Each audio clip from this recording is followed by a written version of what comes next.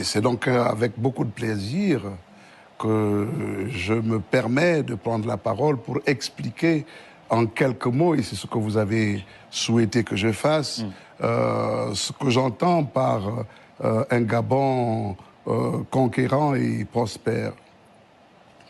Notre pays, depuis son indépendance, a vécu, bien sûr, dans un modèle socio-culturel qui, malheureusement, ne lui a pas permis d'atteindre des sommets escomptés. Le peuple gabonais est toujours resté en deçà de ses potentialités, un pays riche, mais avec un taux de pauvreté assez élevé.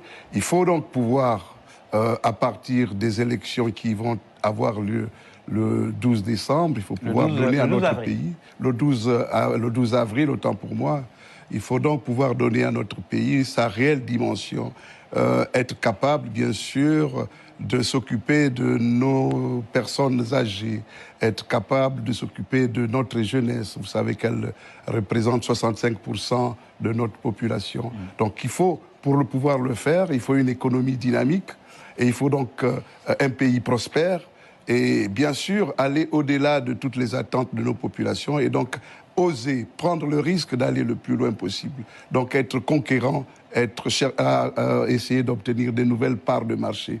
Donc c'est important que le Gabon s'inscrive dans une dynamique de performance, dans une dynamique de vision plus élargie et conquérante pour le pays et dans l'Afrique, dans la sous-région. Vous savez que nous sommes 2 millions d'habitants et c'est un handicap.